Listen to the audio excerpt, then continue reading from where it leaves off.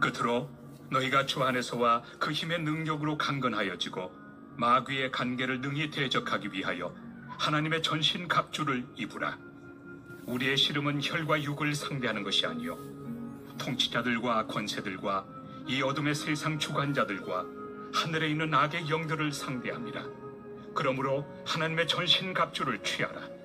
이는 악한 날에 너희가 능히 대적하고 모든 일을 행한 후에 서기 위함이라. 그런즉 서서 진리로 너희 허리띠를 띠고 의의 호심경을 붙이고 평안의 복음이 준비한 것으로 신을 신고 모든 것 위에 믿음의 방패를 가지고 이로써 능히 악한 자의 모든 불화살을 소멸하고 구원의 투구와 성령의 검 곧 하나님의 말씀을 가지라. 모든 기도와 간구를 하되 항상 성령 안에서 기도하고 이를 위하여 깨어 구하기를 항상 힘쓰며 여러 성도를 위하여 구하라. 또 나를 위하여 구할 것은 내게 말씀을 주사 나로 입을 열어 복음의 비밀을 담대히 알리게 하옵소서 할 것이니 이 일을 위하여 내가 쇠사슬에 매인 사신이 된 것은 나로 이 일에 당연히 할 말을 담대히 하게 하려 하심이라. 나의 사정 곧 내가 무엇을 하는지 너에게도 알리려 하노니 사랑을 받은 형제요 주 안에서 진실한 일꾼인 두키고가 모든 일을 너에게 알리리라. 우리 사정을 알리고 또 너희 마음을 위로하기 위하여 내가 특별히 그를 너에게 보내었노라. 아버지 하나님과 주 예수 그리스도께로부터 평안과 믿음을 겸한 사랑이 형제들에게 있을지어다. 우리 주 예수 그리스도를 변함없이 사랑하는 모든 자에게 은혜가 있을지어다. 성령님 좋은 아침입니다. 이 시간 성령님을 초청합니다. 오늘도 내 안에 오셔서 하나님을 기쁘시게 드릴 것을 소원하게 해주세요. 오늘 말씀을 통해 구체적으로 무엇을 해야 할지를 깨닫게 해주세요. 깨달은 것을 삶 속에서 실천할 수 있도록 도와주세요. 아멘. 오늘 함께 나누실 하나님 말씀은 에베소 6장 10절에서 24절까지 말씀입니다. 에베소서는 사도 바울이 에베소 교회에 보낸 편지 중 하나입니다. 하나님이 세우신 교회가 얼마나 아름다운 공동체인지를 강조한 서신이라고 할 수 있는데 오늘은 끝으로라고 하는 말로 본문이 시작합니다. 이것은 편지가 이제 마무리하게 될 것임을 보여주는 말입니다.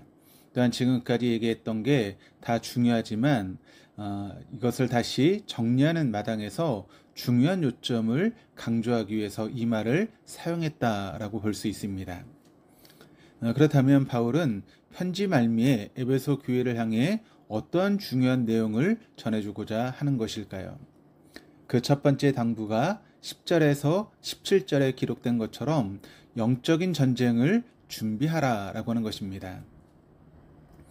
우리들이 현재 눈을 뜨고 살아가는 이 현장이 사실은 영적인 전쟁 중임을 사도 바울은 늘 인식하면서 살고자 마지막 당부를 하는 것입니다. 에베소 도시 중앙에는 세계 7대 불가사의 중 하나인 아데미 신전이 있었는데 그 신전의 높이가 무려 17m나 되었습니다. 100여 개의 대리석 주랑이 신전을 떠받치고 있었으며 가로는 130m, 세로는 70m 되는 신전 부지를 고려해 보면 대략 한 5만 명의 사람을 수용할 수 있는 그런 규모라고 알려지고 있습니다. 고층 건물이 없었던 그 당시에 주변을 장악하고 남을 정도의 이 아데미 신전의 웅장함 속에서 또한 수많은 창기들과 어울려 제사를 드리는 현장 속에 살아간다면 기독교인으로서 늘 한켠에 과다한 갈등과 유혹을 받으며 살아갔을 것입니다.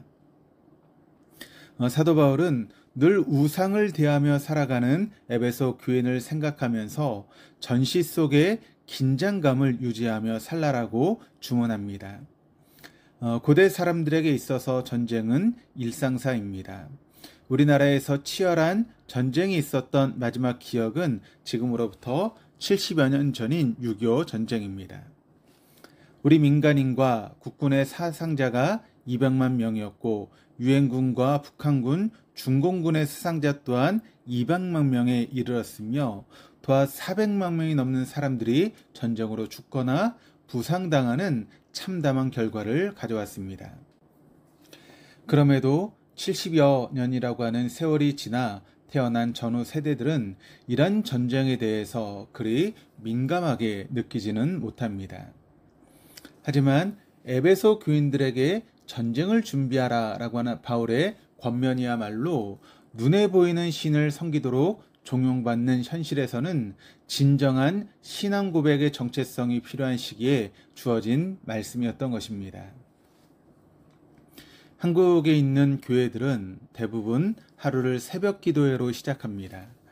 하루에도 자고 나면 감당하기 어려운 일들이 많이 일어나는 피곤한 세상 속에서 새벽 기도를 지속해서 다닌다라고 하는 것은 그리 쉬운 문제는 아닙니다. 그래서 교회들마다 새벽 기도에 지속적으로 참석하는 인원이 주일 예배의 10% 미만인 경우가 대부분입니다. 그것은 우리 교회도 마찬가지입니다. 물론 인터넷으로 새벽 기도에 참석하는 분들도 있으시고 나름대로 근처 교회에서 새벽 기도를 들으시는 분들도 계십니다. 그러하기에 새벽 기도회는 오늘 하루 영적인 전쟁을 준비하는 시간이며 주기도문 속에 일용할 양식을 강구하는 시간이기도 합니다.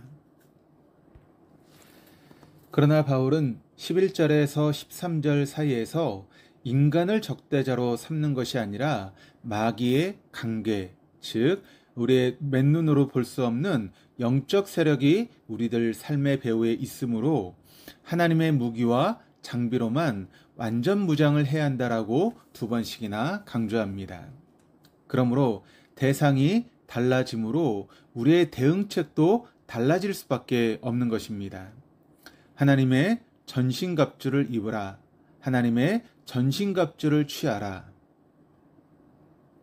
그런데 우리가 착용하는 하나님의 전쟁 무기와 장비들은 무엇입니까? 갑옷과 허리띠, 투구와 방패, 그리고 군화를 신은 채로 공격용 무기인 칼을 들고 있는 군인을 떠올리면서 바울은 각각 진리, 의, 평안의 복음, 믿음, 구원, 그리고 성령이 역사하시는 하나님의 말씀 등이 하나님의 전투용 무기요 장비라고 설명합니다. 그래서 2000년이 지난 오늘날 우리에게는 새벽에 일어나는 것 자체가 영적 전쟁인 것이고 말씀을 붙잡고 20분, 30분 기도하는 것이 오늘 하루의 영적인 삶을 위한 준비라고 할 수 있습니다. 물론 새벽에 일어날 수 없다고 해서 영적 준비를 하지 못하는 것은 아닙니다. 진리와 의로 덧입고 든든한 구원의 투구와 믿음의 방패로 제대로 방어하고 또 평안의 신을 신는 채로 하나님의 말씀을 진지하게 묵상할 수 있다면 그것이 어디든 오늘 하루 영적인 삶을 살아내기 위한 준비가 되는 것입니다. 오늘도 우리는 여러 상황에 직면하여 그때마다 유리하게 상황이 전개되고 사람들에게 상처받지 않고 오히려 이길 수 있게 해달라고 기도하기 십상입니다. 그러나 하나님은 우리의 상대가 사람 자체가 아니라 영적 세력이므로 좀 더 영적인 마음과 태도로 우리의 하루를 주님 뜻대로 살아갈 수 있어야 한다라고 말씀합니다. 하나님은 우리 자신의 영적인 마음 준비를 더 강조하고 있습니다. 정말 우리가 하나님의 뜻대로 살기로 결심했다면 눈에 보이는 형통함과 기복신앙에 속지 않아야 할 것입니다.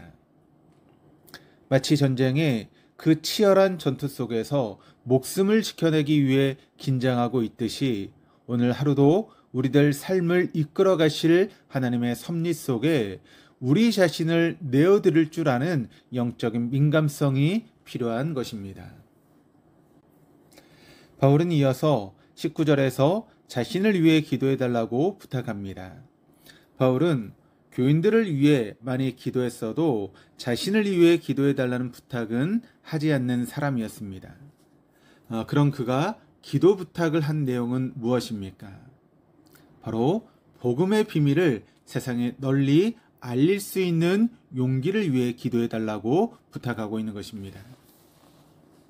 일반적으로 비밀은 숨기려고 하지 오히려 그 비밀을 폭로하고 널리 알리려고 애쓴다면 그것은 애초에 비밀이라고 이야기할 수 없습니다.